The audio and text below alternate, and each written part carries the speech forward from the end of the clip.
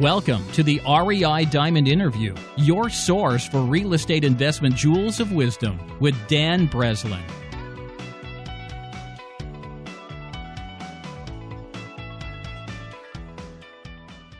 Welcome to the REI Diamond Show with Jim Zaspel on growing your real estate business from a hobby to a massively productive and profitable business. I'm Dan Breslin, host of the REI Diamond Show, and each week I invite another high-caliber real estate industry pro to share their unique experience as it relates to real estate investing. Our guest today is Jim Zaspel. Jim and I met a few years ago when I was still living in Philadelphia, and since then I've watched Jim build one of the most successful fix and flip businesses I've seen to date in what seems like a record amount of time. And when I say a record amount of time, I mean a short amount of time. Jim is the founder of the Greater Philadelphia REA, Real Estate Investors Association, a best-selling co-author, a Christian, and a brand new dad. If you've been listening to the REI Diamond Show for a while, you might remember the show Jim and I did last year on flipping a large volume of houses. And in case you missed it, I'll include the link to that episode in the show notes for this episode, available at reidiamonds.com. Jim has developed so many successful systems in building his business that I had to get him on the show again. Welcome back to the show, Jim. Hey, Dan. Glad to be here. Appreciate you having me. Congratulations on the new addition to the family. How is that experience for you so far? It's been, 6 weeks, I think, since you guys had... Yeah, 6 weeks tomorrow. It's absolutely incredible. I mean, little stinker. He's cute as can be, growing like crazy. And Andrew James is his name. I couldn't get my wife to agree to give me the first name, so I got the middle name. And I think Sweet. Cool. Yeah, no, everything's great. I'm super happy, super happy. I'm sure this is a challenge a lot of real estate investors come into, when the family starts to grow.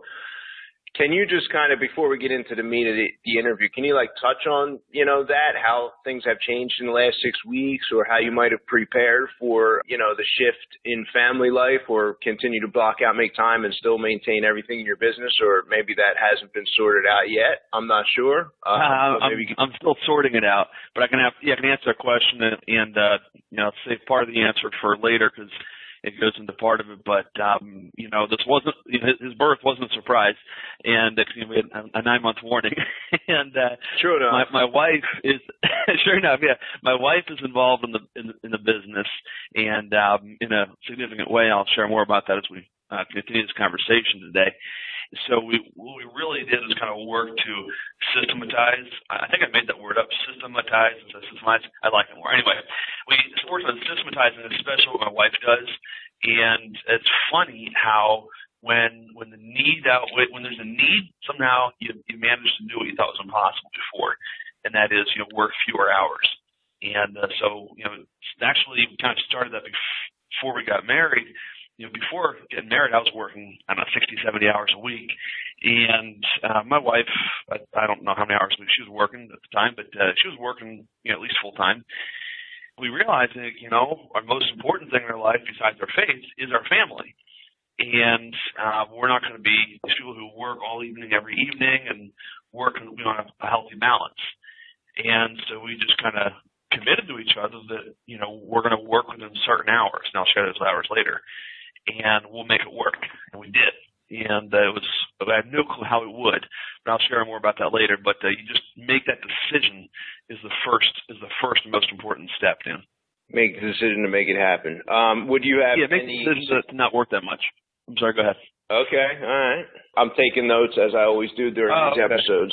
That's good. Yeah, what one suggestion would you say? Okay, if you have too much going on, you have a new child on the way, something like that, what would be one breakthrough point, tip, or strategy that you could kind of say, oh, yeah, this is one thing we were able to kind of outsource and grabbed a humongous amount of bandwidth in our business? Yeah, I can tell you in a tangible way for the fix and flip business is the two most time-consuming things for me are, one, looking at potential deals, and second, going to look at projects underway. And at any given time, Dan, we have 18 to 25 rehabs underway. When I say underway, that means anywhere from we just bought them to we're about to sell them, and anywhere in between. Okay, so that's a lot of houses that can go see. Now, I use general contractors. I'm not the GC. I use general contractors, and they're great, and they're very low maintenance. But still, just by the sheer volume of the deals we're doing at any given time, I was spending 1.5 to 2 days a week out in the field looking at existing houses, and sometimes existing projects, other houses. And so I created a way to delegate all of that, and so I don't see any house except on video until we've bought it, and I meet the contractor there for the first time, and I only go look at the houses that first time when we create the scope of work, and then for the punch list. And that's it. That's the only 2 times I see any house we flip anymore. And so that alone freed up, I'm just going to guess, but around 20 hours a week of my time. Wow. So how much of the time do you spend watching videos and having, other people who have delegated that, managing that activity? You went from 20 hours to what time investment? Anywhere from 3 to 6 or 7 hours a week doing that, watching videos. Depends on how many offers we're making. So that includes the offer-making videos where I estimate the repairs, crunch the numbers, as well as the project update videos. And I work really hard with my team to keep the videos short. That's 8 to 10 minutes walk through for me to go look at it, for me to look at a house and estimate the repairs, and it shouldn't be more than 3 to 5 minutes for a project update. Because really all they're doing for the project updates is before they give the next draw to the contractor, the day before that draw is due, they go through with the scope of work that lists what work has to get done for that upcoming draw, payment to the contractor. And so they have that scope of work in hand. They've gone through the house, they've looked at it, and they say, okay, great, here's the date, here's the work that was supposed to get done for this draw, and I'm going to go video the stuff. I walk in the house, they video the stuff, and they make any necessary comments, end of video. Really straightforward. So that's been the biggest thing. And honestly, I wouldn't have thought to do that, because that's, to be honest with you, Dan, those 2 things, looking at potential deals and looking at projects, meeting with the contractors, those are my 2 favorite parts of the business, I'll be honest with you. So to give that up was really hard, but I discovered I like my family, being with my family more than I do looking at houses. So that's why I did it. True enough, Jim. I mean, for the longest time, I used to joke, and it was like a joke, but it was the truth, partially probably because I lived in another state than my daughter. But at one point in time, I had more pictures of toilets in my iPhone from all these random houses than I did of my daughter. And I was like, man, this has got to change. And, thank God things have changed. That is classic. We have a couple topics I definitely want to touch on. I know you've prepared and you're well organized for this show here, and I appreciate that, and I want to acknowledge that. So let's start first with growing your business from a hobby to a massively productive and profitable business, Jim. Sure. So I'll just you interrupt me anytime you want, Dan. Like if I say something that either seems way off or you want to get more information, just interrupt me. Feel free to stop me. But I've got a list of things I'll go through here. So we already touched on part of it, and first part of it was the intentional decision to reduce the number of hours working. And that sounds counterintuitive to say, I want to do more business, I want to work fewer hours. And sure, when we made that decision, we had enough of a team, some infrastructure in place that we were able to make that decision, that jump. So if you're just starting out, that's not the right advice for you. But if you've already got some team members in place, already have some infrastructure, it might be a decision that you want to make. Okay, so that was the first decision. Then, like I already said, is we had to become very intentional about delegating. Now that word is used, I think, too much. People get tired of hearing it so much to the point that it means nothing. So when I used to think, and I still believe this advice, that what's important to delegate are the mundane tasks, right? The tasks that are repetitive, $4 an hour, same phone call conversation, like a VA, those kind of tasks are important to delegate. Firmly believe that still this day, okay? But what I used to think was that was all you're supposed to delegate. The really important and critical stuff I had to do, because nobody can do it better than Jim Zaspel, of course, right? And first of all, that's just not true. Nobody can do it better than me. And secondly, what I realized was that I was breaking all this advice that, Dan, I'm sure you and I have read on all these different books, heard from speakers, and that is I was becoming the bottleneck in my own business. Okay? And so I realized that not only to be an effective business owner, not only do I need to delegate the mundane tasks, but I need to delegate the critical tasks as well. And the most critical task in our business is the offer-making process. So let's look at the houses, crunch the numbers, write the contract, submit the contract, right? Breaks down into 4 steps. So I'm still involved in one of those steps, and that is crunching the numbers, okay? I don't go to the house. I do crunch the numbers. I don't write the contract. I don't submit the contract. And my wife doesn't do any of those other 3 either. We have people that do that for us. So the intentional effort to delegate was extremely important. And what that does, Dan, is it frees you up to use the overused adage. Sometimes I think adages get overused for a reason that isn't really good. But when you free yourself up from these different things, is it frees you up to work on your business instead of in it. When I'm crunching numbers on a deal, that's working in my business. When I'm sitting back in my chair, sometimes with my eyes closed, my hands behind my head, just thinking about my business, I'm working on my business actually. Or maybe I'm writing a procedure. So we recently documented the 68 steps is actually what it is. 68 steps from generating leads all the way until the sale of a property. And that includes, procedures for different steps in the process. It includes scripts. And so we're about halfway through the process of actually documenting, creating an operations manual for all 68 of those steps. That's an excellent example of working on your business instead of in it. And so that was the one thing that's really important. And then the next thing is you have to identify in your business what are the revenue generating activities. Okay, so that's the things that have a direct relation to how much money you make, right? And so for me, in my business, it is making offers, right? And then the follow-up negotiation with agents who represent buyers for our rehabs and raising private money, okay? Is rehabbing, managing contractors is not revenue generating. It's part of the process. It's necessary, but it's not revenue generating in my opinion. Because you make your money when you get a good deal, you negotiate or whatever you're buying the house, right? You make your money when you're negotiating a better deal with the buyer. And by the way, interesting story, side note, to that point of negotiating with buyers' agents, because almost actually all of our flips that we sell, the buyers are represented by agents. So anyway, we had a property, 412 West Montgomery Street in North Wales Borough. And this house when we bought it was a 3-bedroom, 1-bath, and we're done with this 3-bedroom, 2.5-bathroom home. Beautiful, really nice character. I wish it were a 4-bedroom, but it wasn't. It was a 3-bedroom. Anyway, we put it in the market. We bought it planning to list it for $299.9. Okay, market got a little bit better, and there was a really good comp, and so I decided to list it at $314.9. So we did. Went into contract at $310, right? And that buyer was an absolute pain in the ass, and we couldn't come to terms on the inspection. And so we got rid of that buyer, put it back in the market, got 2 over-asking offers, wound up selling it for $320. Okay? Nice. And, yeah, the point is that took a lot of back-and-forth negotiation, tons of negotiation, but follow-up and diligence and handling situations with the buyer's agent. Very revenue-generating.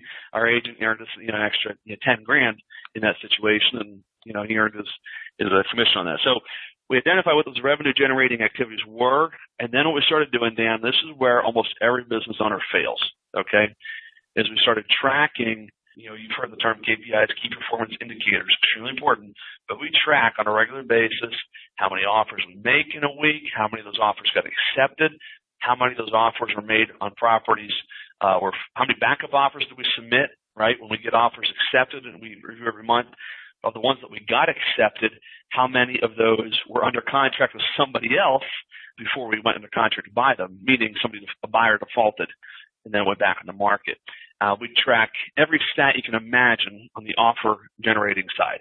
We also track our days on market. This stat is old now, but as of 4 or 5 months ago, the average days on market in our farm area was like 72 days, but our internal average days on market was 19. 21, something like that. We had a period of 10-day stretch a couple of weeks ago where we had 7 houses going to contract to sell. With the exception of 1, all of them were in less than 5 days on the market. It's crazy. Nice. Yeah, so we track all these different stats to learn from. And it's amazing when you get good at tracking different stats in your business and you review those reports consistently and monthly. It's amazing how, problems or solutions and revelations about your business just kind of jump off the page at you.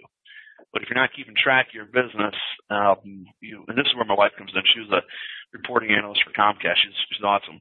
But it's really, really, really good. And then the last thing that has been extremely important to us, Dan, in growing from a kind of a hobby, and just to rewind, this would have been, I think, early.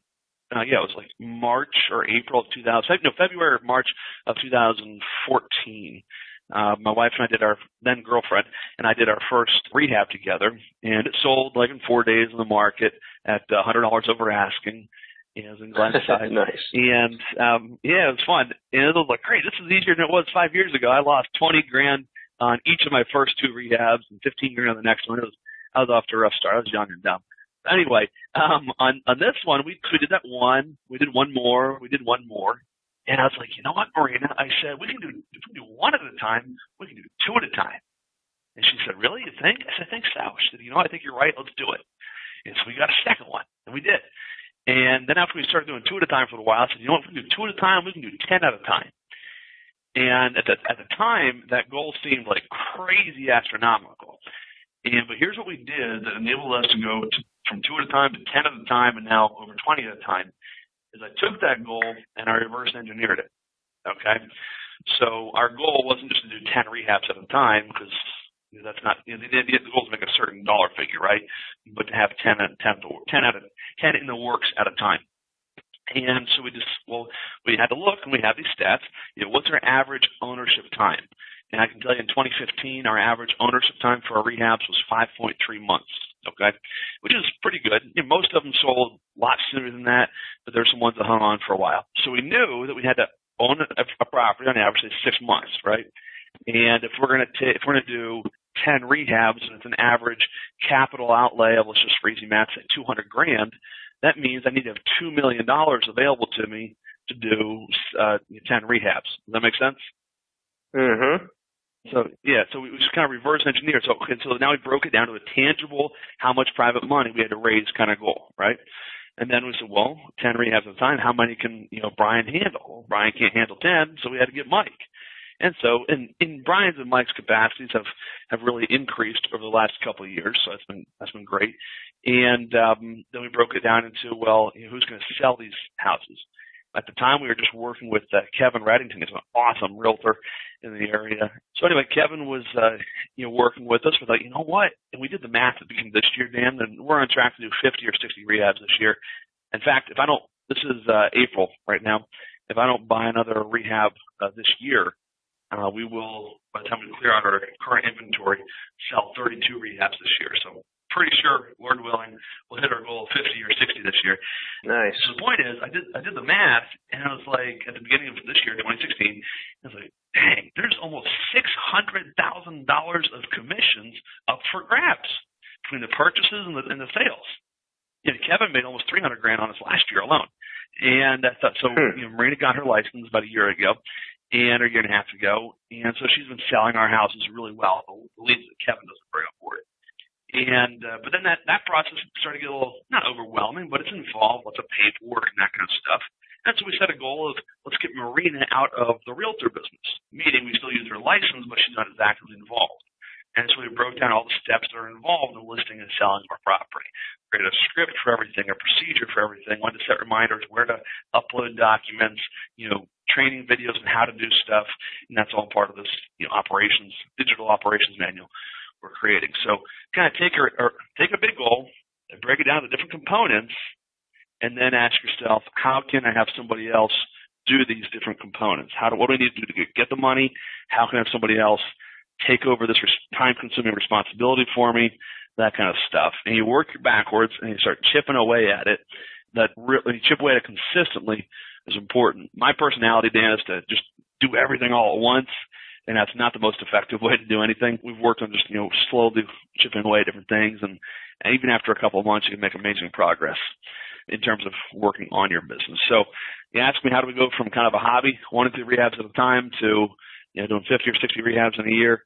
Those are the practices we implemented to kind of make that shift over the last 2 years. This is great. I don't have to pry. You've got it all prepared, so I might as well move on to our next topic, unless you had anything else to add. No, I'm good. I'm done there. I'm done. That's all I got. I have a feeling I have like one or two little lingering questions that I think are going to be answered because I know the topics we're planning on touching on here. So you talked about 4 things you need for rehabbing houses and how to get them. So fill me in. Sure. This is an important practice. And whether it's a goal, an industry you want to get into, a business you want to get into, anything you want to do, you always got to ask yourself, well, what do I need? What's keeping me from having that goal? That's one thing I always ask, some of my coaching students is, all right, well, this is your income goal. What's keeping you from doing it? And their answers, sometimes I don't get all 4 of these, but the answers always fall into one of 4 of these 4 categories. So here they are listed, 1 through 4. First of all, you need money. Okay, now, if you're listening to this audio and you just say, well, gosh, I don't have any money, let alone $2 million, don't worry. It doesn't need to be your money. You need to have access to money. It's probably a better way to say it. Okay, that's one. Second, and this is really where it all starts, is you need deals. Okay, this is extremely important. You need deals. Next is you need some market knowledge, market awareness. You need to know, first of all, define your area, your farm market, area we're going to do deals. And then secondly, you need to know the area. What areas of that farm area are better than others? Which ones sell better? For example, I do business in the Philadelphia suburbs, and I live in Fort Washington, which is a highly sought after area because of upper Dublin schools. Then around it's got Ambler, good schools, Abington, good schools. Upper Moreland, decent, not as good as Abington, right next door. And then you got Cheltenham, which also has a Glenside Mill. The point is, different schools have a big thing. We've learned, what areas are more desirable, what styles of houses are more desirable. So you got to know. It took us a while to learn that stuff in this area, and it's pretty easy to know. And if you're not experienced in this business and you're trying to break into an area, you really want to focus on doing deals in this area, just hook up with a good realtor, connect with a good realtor, and explain to him or her what you're looking to do, what you're looking to accomplish, and show them what's in it for them. That is, they're going to get multiple deals a year off of you between the purchase and the sales, and to do business with them. You might only do business for 1 year with them, but if they do 5 deals with you in 1 year, so even if you don't have that market knowledge, you can get it through a realtor. That was the third thing. And I'll tell you one of the things that's important when you're working with a realtor, this is what we do. I actually meant to touch on this earlier, Dan, is the people who go and look at the houses for us. Remember I talked about, I think I mentioned the phrase field agents. So we have our acquisitions manager reviews all the hot sheets and dispatches licensed agents who work with us. We pay them a certain compensation schedule, and they go and look at the properties, take a video tour. When they do the video tour, a lot of them are inexperienced, these agents, and we knew that when we hired them. Great people, though. And it's what it is. I actually created a checklist. So I went through the last 30, 40 rehabs I did. And so what are the most common things that we always need to look for? What are the most expensive items? And so I created a comprehensive checklist that they can fill it out and scan those 2 pages in along with our 8-minute video. And then I've got a real tangible checklist of things for them to follow. And Dan, do you mind if I just because I want to give back? Do you mind if I give that checklist out to the folks that are on your podcast here? Yeah, that works. I'm interested in checking it out myself, Jim. All right, it's real simple. Let's go to www.jimsrehabchecklist.com. jimsrehabchecklist.com. And you can put your email address in, download it right there. No charge at all. But anyway, back to this is what made me think of it. Back to the fourth thing that you need to know about you have to do a successful rehab is a good contractor or contractors, plural. So it's money, it's deals, market knowledge, contractors. You could say team, but I like to say really when you boil it all down, you can do the business with those 4. So let me take a couple of minutes and go down the line for each of them. For money, I've got a friend who teaches people how to raise private money, and it's really straightforward, okay?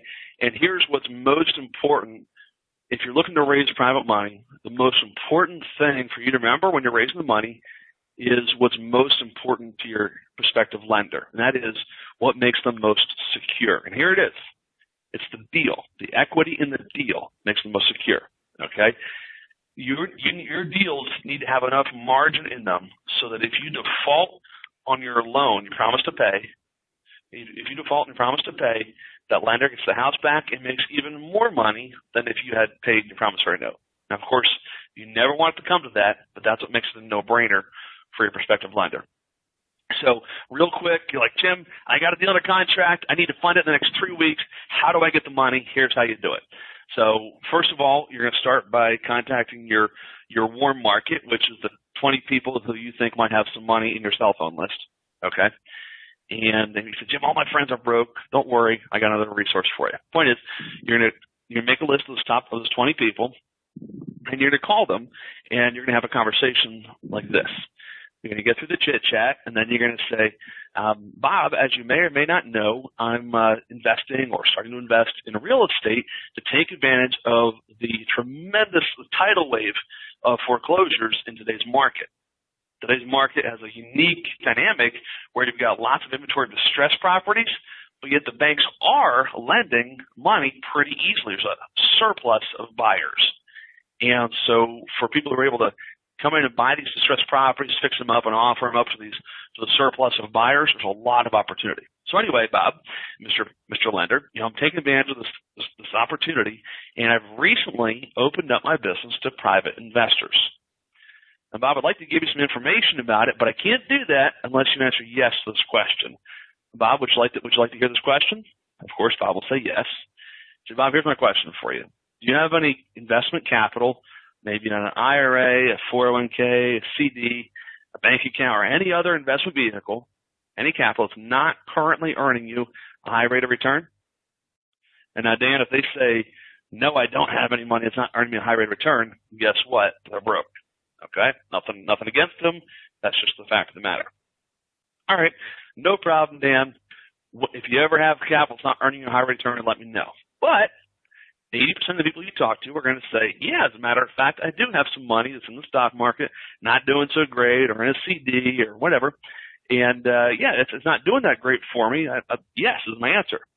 And you'll say, okay, great. And then what you do at that moment, Dan, is you just simply offer some follow-up information. Okay, that might be coffee at a coffee shop. It might be lunch. You might want to send them a brochure. You might want to send them do a webinar with them, do a PowerPoint presentation, one format or another. I do all of the above. I have actually a big credibility kit I send them with a CD and a brochure, and then a follow-up call, a PowerPoint presentation. I do it all. And but the point is, when you're on that phone call, you don't try to close the deal and give them information on the spot. They will ask you for it almost all the time. Say, well, tell me more. So you know what? This is just a phone call. What I want to do is get you some information, see if it's still something you want to learn more about. If it is, then we can talk from there. Then you just set the expectation for the future follow-up. Pretty simple. That way, when you're talking to lenders, they're not saying no to you. With the questions I just gave your audience, Dan, they're saying no to whether or not they have capital that's earned them a high rate of return, right? All right, now for the listener who says, you know what, my circle of influence is something I'm trying to get away from because they're all broke. They're great people, but they don't have any money. And so how can I, as a broke, aspiring investor, get money? Here it is. It's really straightforward. There are two sources of deals, three actually. You can use, there's a website out there. If you just Google like a private lender resource, there's ones out there, but you got to be careful who you use. Look for reviews. But the two main resources, the easiest, the fastest ones to do, are people you'll meet at networking meetings. And these are two different resources.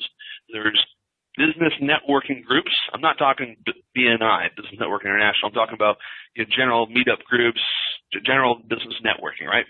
And then there's also real estate networking groups. Okay. And the conversation you're going to have is actually pretty similar to the one I just gave you. The only difference is you're going to add one step ahead of it, because for the top 20 people you make the list of on your cell phone, you already have a relationship, right? When you go to these networking groups, you got to create that relationship first and then go through the process I just described. So when you're going to these networking groups, what I recommend is when you go there, let's say it's a non-real estate networking group, right? So just a business networking. People say, what do you do?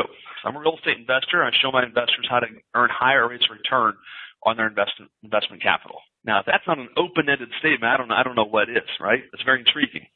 Well, tell me more. So it's really simple. I buy, fix, and sell properties, and show my investors how to make a ton of money on it by investments being backed by real estate.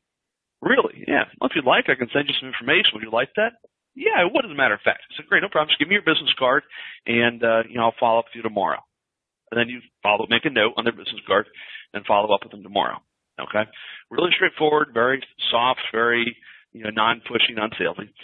Then for the real estate networking groups, what you'll do is, there's really only 3 or 4 different, and I know this because I run a real estate networking group, as you know, Dan, and there's really only 3 or 4 types of people who attend these, right?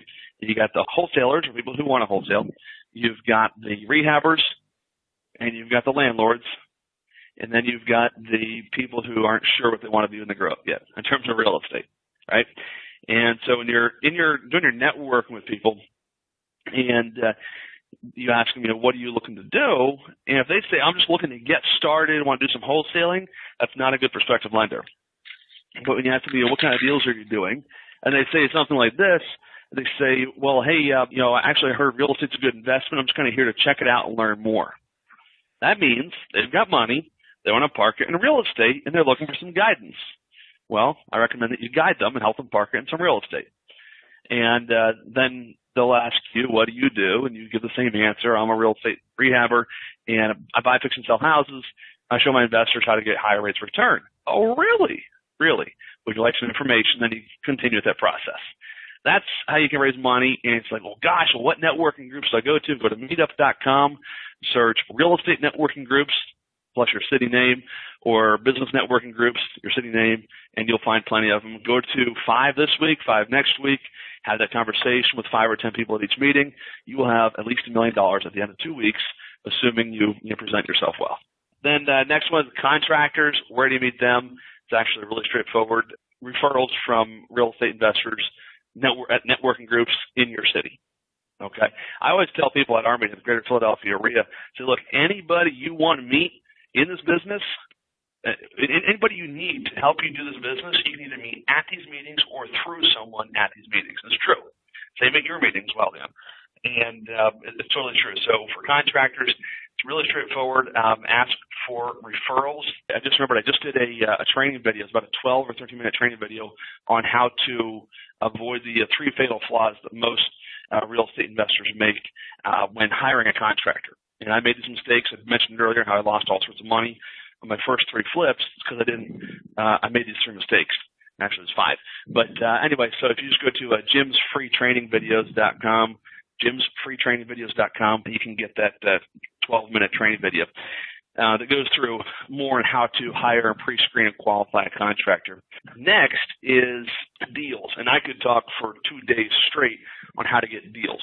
So what I'm going to do is I'm going to probably break it down to the top 2 or 3 ways I recommend you get deals for you to fix and flip. Before I do that, Dan, are there any questions you had for me on the last 2 things I just covered, contractors or money, that you wanted to ask? Yeah, you know what? The only thing I would ask is, how do you address interest rate? Where in your process does that come up? How do you decide that? Does the lender? Maybe you could just shed some light on that piece from your perspective. Yeah, great question. So in terms of interest rate, when do I address it in the conversation? Not at the beginning, okay, and not until they've seen some information, okay? Because some people are all about just, what's the highest interest rate I can get?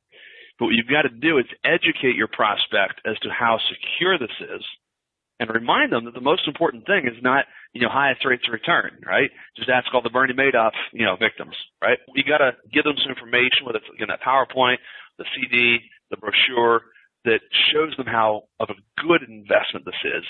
And at that point, in a follow-up conversation, so picture initial conversation, information, CD, brochure, webinar, PowerPoint, and then follow-up conversation, address interest rate.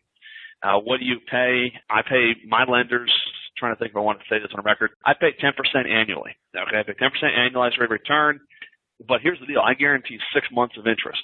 A lot of our flips sell in way less than, we own them for less than 6 months. So let's say we own it for 3 months. Now I'm paying 10% annualized.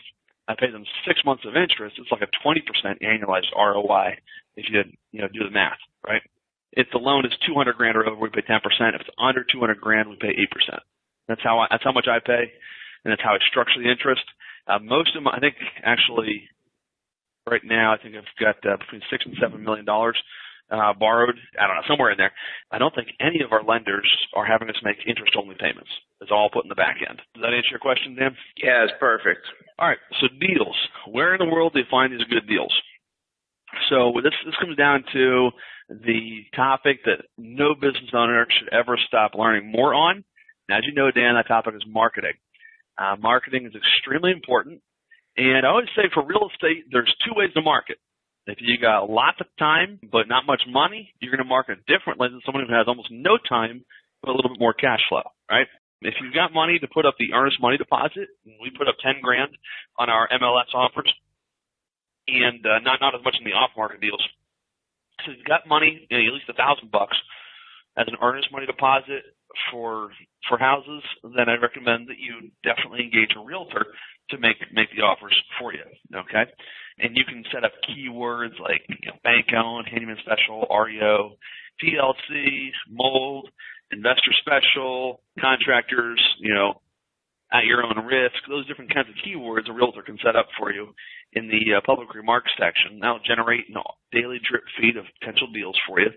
And you want to follow up on those properties as their prices decrease, as they come back in the market, and as the numbers make sense. And you want to we make about 10 to 20 offers a week. Our goal is exactly 15. Some weeks are like 8, some are like 25. So an average of about 15 a week is what we do. Just off the MLS. And it's like, right now, it's like 1 out of every 15 or 18 offers we make gets accepted. So it takes a little bit of tenacity to do that. That's one way. Just, a realtor, think about it. In case you didn't know this, a realtor, the seller of the house pays the realtor, not you, the buyer. Okay? So the seller of the house is one paying the 6% commission, 3 of which will go to your agent, 3 of which will go to their agent. And so it's like this person's almost working for you for free. It's really cool. Now, what I recommend you do is any agent who brings you a deal, I recommend you let them list the property after they've fixed it. Okay? I think it's assuming you had a pleasant experience with them, it's the good thing to do. It's going to make them want to bring more deals to you. Okay? Because thinking about it, they're going to look at the worst houses, lower prices. They're not in it for just the acquisition commission. They're in it for the acquisition and the disposition, the selling commission. That's one method. Okay. Another method is pick your farm area. And this, I'm sure most people on this podcast have heard this before, but the reason everybody's heard it before is because it works. Pick your farm area, right?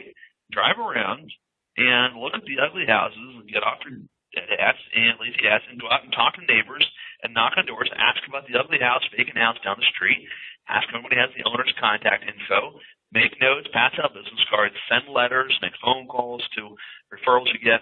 You'll find that you can relatively easily find the owners of these properties. So drive in the neighborhoods of the properties, of the areas where you want to do business, and look for the ugly houses. If nothing else, just write down the address and mail to the owner of record and public record. Okay, I did this in South Philly a couple of times, gotten a couple of good deals that way. It works. It works every single time. Then, so there's that, and next is direct mail. Direct mail is how we get it. In fact, I just bought a house yesterday. It was a duplex, actually, Willow Grove, that we're holding. Anyway, we mail a lot to out-of-state owners who've owned for a certain number of years, tax delinquent, or those kind of lists, that kind of stuff. Probate's another great list we mail to. We seem to get a couple of deals a year off of that. So those are the top 3 ways that we get deals. I've tried the We Buy Houses mandate signs, and I'll tell you, the general population as well as the law enforcement just really don't like those darn signs, and so they just don't seem to bring in many leads except for the police officers. That's it. So we don't put up bandit signs anymore. But that's how we find the deals. How do you find a realtor? Referrals is a great way. Go to your real estate networking meetings, and I have no clue how, but I know there's a way to look up a realtor's stats on record. You can do that as well. So that's how you get those 4 things. Does that pretty much answer those four questions in your opinion, Dan? Yeah, absolutely. I have a couple questions for you. You mentioned a list of properties that were owned for a certain number of years. What is the number of years? It's owned prior to 1980, 1990? Yeah, we do 10 years. Yeah. Now, if you've got like a larger number, then longer is better, generally speaking, right? Because if they've owned it, most people who own a house for 40 years aren't, keeping it nicely maintained. And they've owned it for 40 years. They're probably older, and they probably haven't fixed it up. And when they sell it, they realize they're not going to get top dollar, which means it'd be more likely to sell to you. So it all depends on, sometimes where we segment a certain list out in such a narrowly defined geographical area, I don't limit it by how long they've owned it, right? But generally speaking, assume there's enough numbers there. 10 or more is the number. Cool. You've tracked the key performance indicator of how many offers are being accepted compared to how many you've written, and you've been doing this for at least a year or so. So how has that changed over the past 12 to 18 months since you started tracking that? You said 1 in 18 is getting accepted now. What was that ratio a year ago? Yeah, we had to make about half as many offers a year ago. Got it. Yeah, thanks to guys like you and me here on these real estate networking groups and these podcasts and blogs, all this kind of stuff. Everybody and their brother's doing this business, and sometimes I wonder if we shoot ourselves in the foot. But I know the more good you put out there, the more you get back. So it's worth it. But yeah, it's just the competition drives prices up. Do you remember 2006, 7, and 8? I was not in the business. I went to my first real estate seminar September of 08. I did my first deal in March of 09. So I remember them, but I wasn't in the business. Yeah, it was kind of like this. It was the same way. REO prices were being driven up. Everybody was competing. You had people using 203K loans to purchase houses, renovate them, and live in them, who obviously are able to outbid somebody who's paying 10% interest. You're talking about a 4 or 5% interest, renovation loan for somebody who's willing to pay retail and live there. So you definitely have really ultimately a supply and demand issue at hand, Jim, and new construction starts just haven't been where they would need to be, to maintain enough supply of the older inventory that we're seeking as real estate investors. So that's one of the challenges that we're coming into as we watch more the millennial generation start buying houses as opposed to stay living in rental situations, whether that's rental apartment, whether that's a rental house. People are starting families in basically the children of the baby boomers. So you just have a large chunk of the population that's now shifting into the home buying years, and that should put some upward pressure on the retail side. But, you have appraisers who are keeping that down. Have you had any out of all these flips where you sold the property and then your appraisal came and they chopped down a portion of the deal and you lost some of the profit that way, Jim? Yeah, honestly, I'm trying to, as you were starting to ask that question, I was thinking, I can only think of one where we had an appraisal issue, and that was, we were off by $3,000. We were off by $3,000, and so we came down 3 and the buyer went up 2 to save the deal. So we were off by $5,000, and so it cost us 3. We still made over $30,000 in the deal, but I was on Jenkintown Road in Elkins Park. So yeah, that's the only one. In fact, we did one in Drescher, very, very sought after area, and we had 3 offers in the first 18 hours on the market, and we wound up selling at $20,000 over asking. So we were asking $430, sold for $450. We actually didn't have any appraisal issues there. Because one thing that's really important, I'm glad we're talking about this, is make sure, folks, when you're listing a property with an agent and the buyer's appraisal gets done, make sure your agent, the listing agent, goes out to the property to meet the appraiser. Make sure they have comps with them, right, that justify at least the sale price. Make sure you have a list of repairs done that the agent can supply to the appraiser. That's important as well. And make sure the listing agent brings a copy of all the other offers you got in the property. If you're in a multiple offer scenario and somewhere at or above asking or even just a little bit below, an appraiser, the last thing I want to do is for it to come back to them and say, oh, you shouldn't have appraised us this high. If he can come back and say, no, look at all the repairs that were done. Look at all these other people who wanted the house. And look at these comps. It makes his job, makes him a whole lot more confident. Because, Dan, in our business, we're pushing the envelope on every single one of our properties. We're pushing the envelope with the sale prices. And so it's really important to have that kind of documentation. And that little tip right there, I know it took like 60 seconds, that little tip can save your deals and make you tens of thousands of dollars if you just follow it on every single project. Yeah, those are great pointers. And we actually have a show scheduled with Frank Montrow, another return guest, coming up here in the next couple weeks. And he is one of the largest volume listing agents in the Chicago area. So we're literally going to dive into that exact topic. Cool. for a full episode, so that might be one to keep an eye out for. Good. Cool, Jim. So what other productivity, time management, how did you reclaim your life, Jim, over the past year as you multiplied your business? Well, the most important thing is I got married. I got married about 16 months ago. And like I said earlier, it helps in three ways. One is I think when you marry somebody that you love, you want to perform as well as you can for that person. And secondly, it was just the commitment we made to each other, besides the marriage vows, that we're going to only work. We didn't set an hour figure. It's just that, we're going to have breakfast together as a family every morning, and we're going to have dinner at least 4 nights a week together as a family. We're going to go to church twice every Sunday, and I walk my stepson to school. We're going to have a family life, not just a work life, a little bit intermixed family, right? So that was that commitment, that decision was the second thing. And then, the third thing, I'd be absolutely remiss if I didn't say this, just that second set of really, really insightful eyes that my wife brings to the table with our business. I'm the energy behind it. I'm the mover and shaker. I'm the visionary, and I do most of the work. But Maria's really good at kind of making sure all of our efforts are focused and in line, and like I said, tracking these different types of things. So I'm sorry for everybody else who's listening to this podcast. Maria's already taken, so you're gonna have to find another Marina, I guess. But cool. Besides that, everybody here's read the book or probably heard of it, the 4-Hour Workweek. He talks about his big thing there is working as little as he can so he can do this other cool stuff. And I disagree with his worldview and life philosophy on almost every count.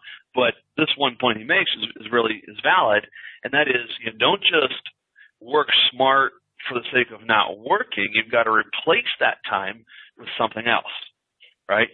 And now what that something else is going to be different for every person. I think that we're called to do good in this world. We're going to have families, to serve the Lord, do different stuff. We can have fun and take vacations as well. So the point is, don't just set your goal to be productive and get more done in less time. That's not a goal. That's a step towards a goal. And so you first got to identify what is it you want out of life? And so for us entrepreneurs, Dan, a lot of times we just love working. And I know I do. In a way, I can be happy working 60, 70 hours a week, but I don't want to have to. So for me, when I kind of ask myself that question, what I want to do is, all right, so the real estate business frees up, then what do I do? And so I replaced some of that space with a couple of different, one other business venture, actually nothing new, just kind of wanted to make better other things I was doing, including the Great Philadelphia REIA. But, obviously it was, time with my, baby, new baby, the stepson, my wife, and my wife's parents, my parents, to be able to have, when people at church need something done, like I'm helping people move on Saturday, that being able to do that kind of stuff whenever you want is important. So another tip I read, Dan, you're familiar with Dan Kennedy. He's got some great books, but and I'll mention his book later when you ask me, but his book, No BS Time Management, is really good. In that book, he talks about how life is a vacuum, right? It is totally true, your time is always going to fill up to exactly 100%, right? So you've got to be very intentional about your business and what you want to do with your time. Oh, yeah, this is important. This is important, super important. So we are raised, I think, from birth and in school, undergraduate, graduate school, then people go into the workforce. We are raised to be told what to do and when to do it, right? Generally speaking, as a society. I was homeschooled. My mom always told me, she said, Jim, look, here's the work you've got to do. The state dictated as to how much work we had at school work had to do, which, by the way, has about 30% higher standards than public school. But anyway, that's another point.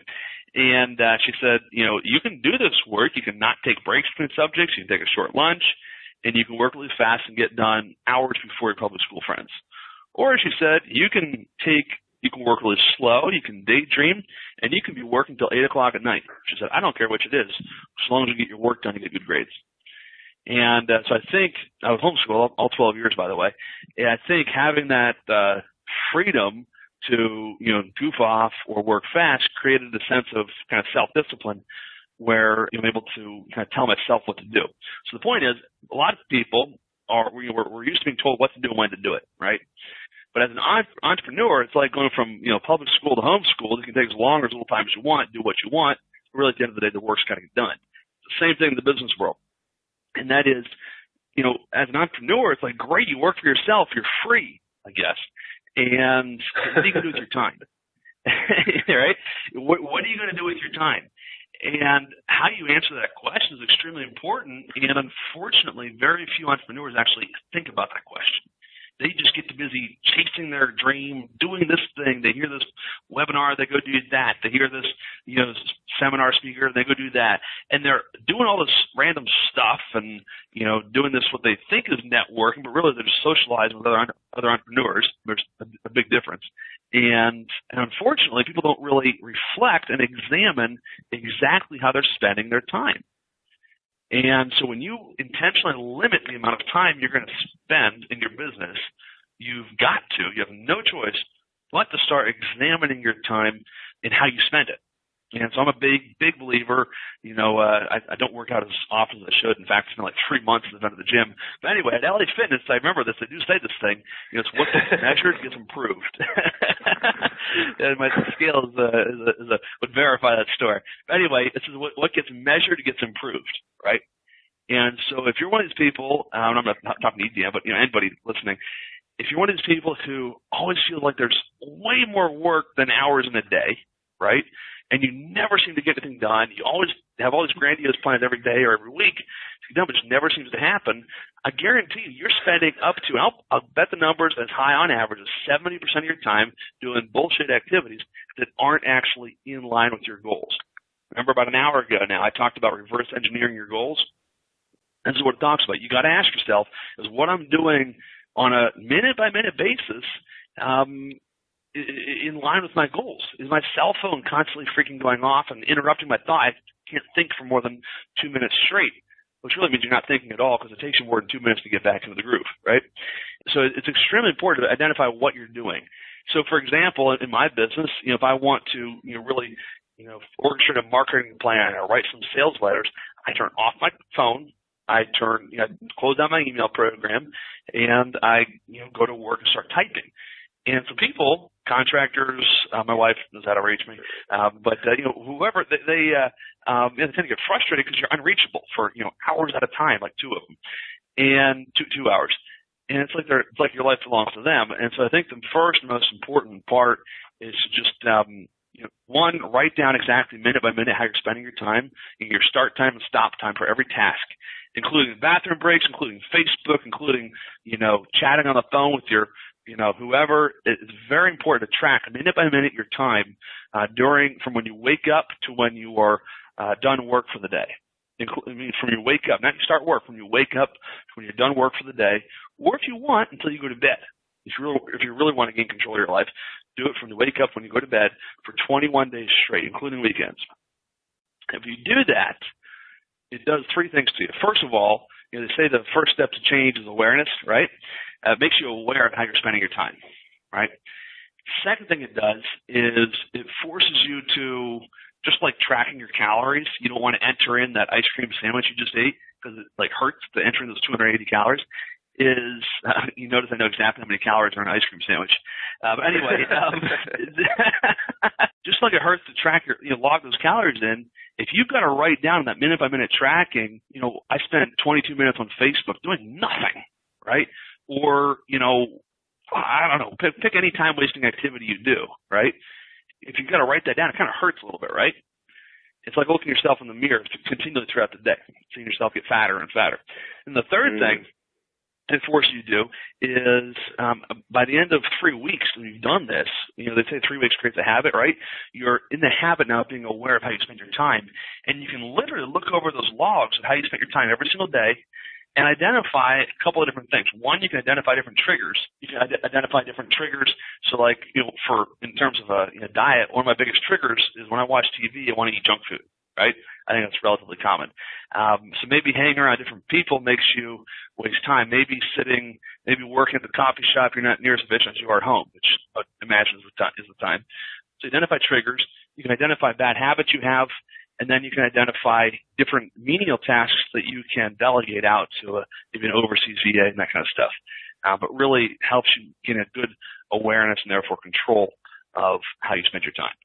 So that's first important. If you don't, you gotta control your time. That's of utmost important. That's all I got. I like it. Everything else to talk about in this webinar. Yeah. Well, that was cool. It's funny how you relate so much to time wasting and then like the weight loss and weight gain. It seemed ironic to me that was the same track. And I haven't done the time awareness tracking and done that over the course of any amount of time, but I certainly will maintain some semblance of awareness and identify tasks that are then shipped off to the VA or eliminated altogether because they're just completely time wasting. So I have this like nagging question continuously over my own mindset, like, is what I'm doing now even worth continuing to do? Is this something I should just not be doing altogether? So in a sense, I'm always looking to like hack out and create some additional space. And it seemed to coincide. I lost 25 pounds over the holiday. It was my New Year's resolution. That picture, man. You're freaking ripped. Thank you, man. I couldn't show my wife that picture. She'd have gotten, it's like, Jim, you'd be like, Dan. Anyway, go ahead. I'm sorry. It was really a cool thing, though, because I've been working out for years. I have a personal trainer that calls us the accountability. I get there early in the morning. And for me, Jim, a lot of my workout routine, it's not like, oh, I want to get ripped, I want to get jacked. For me, it's a mind-body control thing. So I want to electrify my brain and my muscles and get them primed by working out as early in the day as possible. And that way I'm a little more effective. I'm a little more focused. I tend to eat less junk food those days because I know I had already primed like my healthy mindset and attitude early in the morning that day. So it would feel incongruent for me to then want to like binge out. Not that I don't. I love chocolate cake. I love ice cream. I eat it on a weekly basis still. But, it's like a way for me to kind of like prime myself. So the working out, that routine, whether it's, a short swim, whether we're talking about weight training, any type of that physical activity early to get the blood moving, get the oxygen around my body, my brain, and then get that mind-body, connection strengthened early in the morning. I feel like that's helped tremendously. And I'll give you an insight. So you talked about Tim Ferriss's 4-Hour Workweek.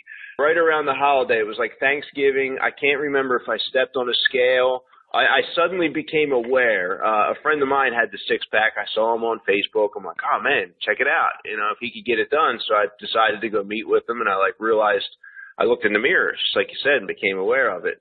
And that was Thanksgiving weekend, and by January 15th, I had already lost the 25 pounds. And the 4-hour body had made some suggestions and things that I just implemented, a couple little subtle shifts, couple changes, and it was amazing to just see that monumental shift. And I know this is a real estate podcast, but that was something really huge and cool to see that happen. And I know a lot of people would like that result in their own life, and so I figured I'd share that little tidbit. No, I'd be willing to bet any amount of money that your productivity, overall lifestyle, and probably income, almost certainly income, have gone up in that same time period since Thanksgiving. Is that right?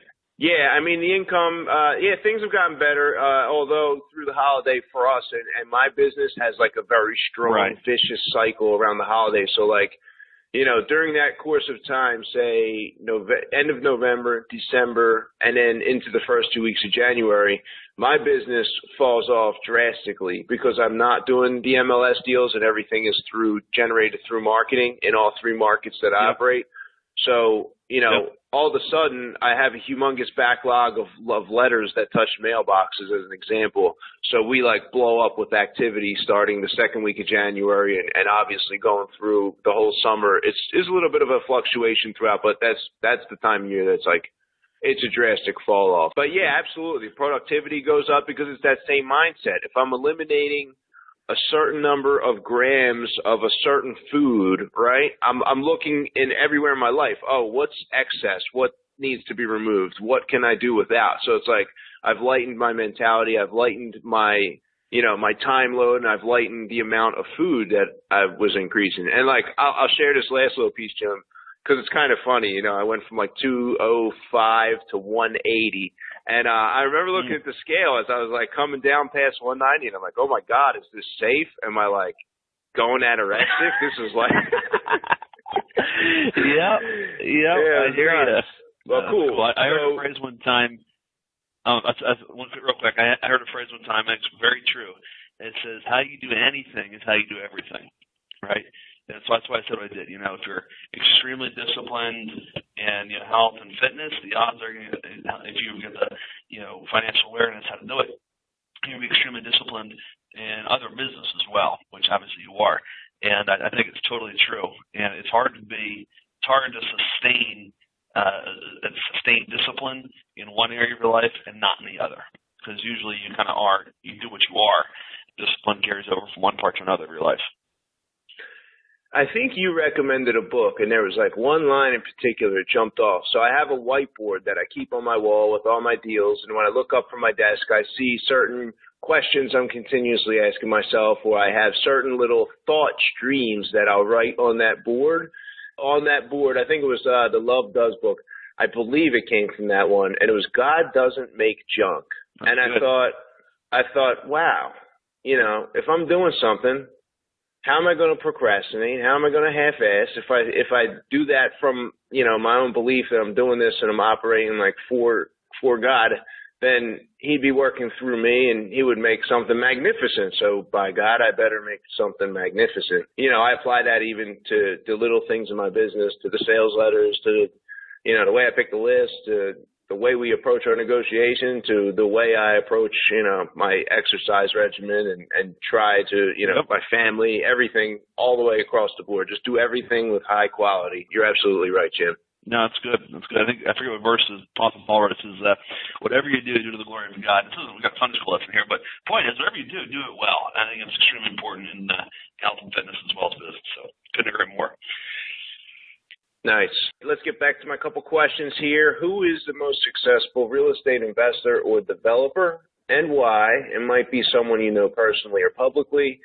Dead or alive, the most important aspect of this question is the why you believe they're successful. Well, it depends on how you measure success. I'll tell you there's one name that comes to mind. I could list other people who have done more deals and done more, but in 2011, I think it was, I met a gal in a seminar. I was speaking at a seminar.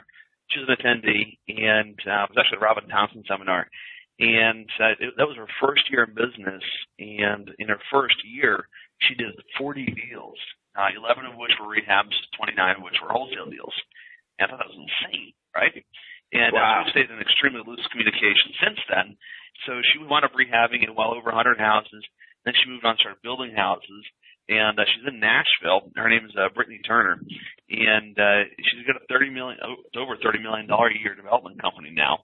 And she's a year or two younger than I am, so she's in her 20s. So she's like, 28, I think now? 27 or 8, I guess? I don't know. And sort of done that at a young age. I think it's really cool. And here's why. I remember this when we met, is her, we all have, some people more than others, but we all have some limiting beliefs, don't we? It's how we view ourselves, or maybe, just something seems insurmountable that's really freaking easy. And the reason was, this was a big takeaway, I think, for everybody listening to this, is it seemed like there's no obstacles, right? It's just, you just find out what needs to get done, you just do it. You don't worry about the fear, you don't worry about what might happen if, you don't worry about who might say what. You just work really hard, you do the good deed, and the rest will come. And I think that was really, really important. And she's obviously massively successful. Wow. Yeah. That's cool. Maybe we could get her on the show. You think you can make that happen? I can give her a text and see what she says. I'll glad to connect. Cool. Appreciate that. Yeah. Appreciate that. So, Jim, I know we mentioned a few other books and authors, but if you could at this time just name 2 or 3 life-changing books, real estate, business, mindset related. It could be something recently life-changing for you or anywhere in the spectrum. Sure. I think, as you know, I just finished up a book by Tim Keller, who's a pastor of a huge church in Manhattan.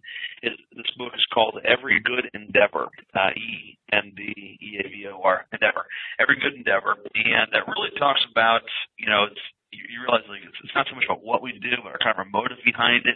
And talks about doing good, and especially it's geared towards Christians. But as a Christian, why should you be known for doing what you do excellently? What is most important? Doing good, making money. Is it wrong to make too much money? How much money is too much? Or is there too much money? And he answers all these different kinds of questions. Extremely good, and I found actually very invigorating and liberating to be able to feel good, not in a self-righteous kind of way, but just in a, I can feel good about what I do. If I am not only just, honest in my business dealings, but in terms of everything I do with integrity, do it to the best of my ability. How can I honor God in that way, no matter whether it's secular or, religious work. So I found that very, very good book. So if you're a Christian and you're listening to this, you ought to read that book, hands down. So it's an easy read too. Next book, I just finished it last week, was Dan Kennedy, his book No BS Time Management. Freaking awesome book. It's my second time reading it, and it really gives you good, sound advice, tangible sound advice on how to control your time, control your life, as mixed in with a lot of business philosophy as well. Dan's a guy. If you like soft around the edges and fluffy writers, you will not like this book. But I think you'll find it. You're laughing because you know what I'm talking about, Dan. But no, this book is. I found myself laughing out loud many times reading this book. He's got a good sense of humor, so you'll learn a lot and laugh along the way. And then another book I read was this was a different book. This was probably. I think I went through this when I was 13 or 14 years old, and it's a book entitled "Don't Waste Your Life" by John Piper. And it's a pretty elementary read, very easy read, and is again more of a Christian. It is a Christian book, and written from that perspective. And I would highly recommend it. Here's I can encapsulate the entire book. On the back cover, it tells a story about I don't remember the names. There's one couple, two people who retired early. I think they're in their early 50s. They retired early, went to Florida, and bought a yacht, and they traveled the world collecting exotic seashells. Who the hell knew there was such thing as exotic seashells? Here's what he had some other comments in there, but he said, I can just see them. The Lord comes back, it's Judgment Day, and they come back from their yacht and say, look, Lord, see my shells and what I've done for you in your kingdom. Puts in perspective, you know what I mean? And it talks about the value of having eternal perspective on what we do. And, it's not all about us. It's all about God and serving others. I think it was a very good book. It was definitely life-changing at a time when I was, just starting to be an entrepreneur, actually. And, definitely a little caught up in what money can do. And Lord used that to help kind of shape my thinking a little bit.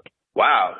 Some very insightful book recommendations there. I think it's played down. I'm gonna have to check out the John Piper, and I think I have Tim Keller. I think I'm halfway through that, so I'm gonna have to restart that one. But it's funny, the Dan Kennedy stuff. All of his books have been absolutely life changing for me over the last 3 or 4 years. It's like completely outside of the real estate realm. I can never put that recommendation in the forefront enough for people. I don't think enough real estate people have ventured into developing some of the other skills involved with a successful business, with the mindset, the philosophy, and all those things that go into it as well. Cool. So, Jim, let me ask you this question. If you could share the crown jewel of wisdom with your 18-year-old self, what would that be? You mentioned that before we started recording, and there was one thing that popped in my mind instantly. I never think about this one.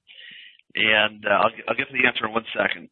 But, when I got started this business, one of the things that held me back was, and I still fight to this day, is doing that thing I'm afraid of. And what I'm afraid of might actually, make you laugh.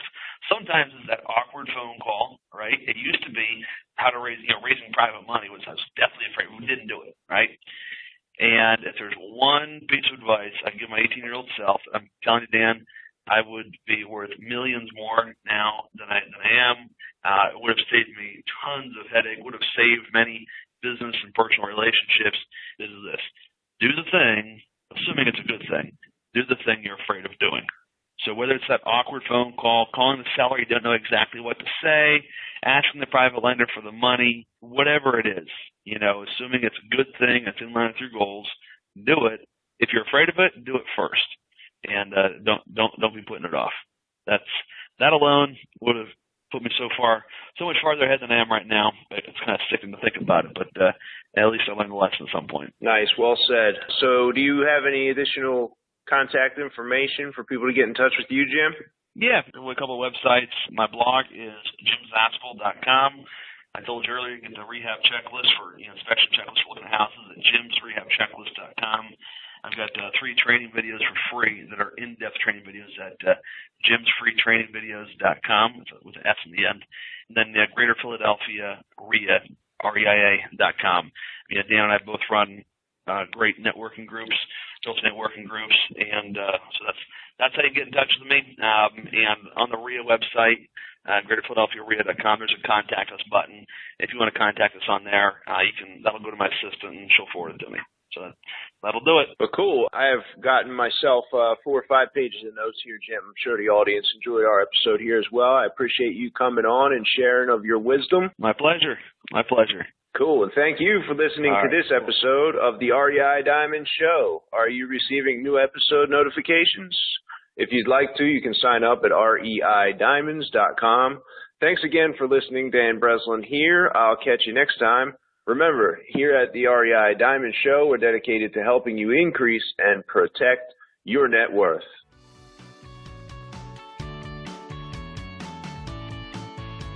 Thanks for listening to the REI Diamond Interview.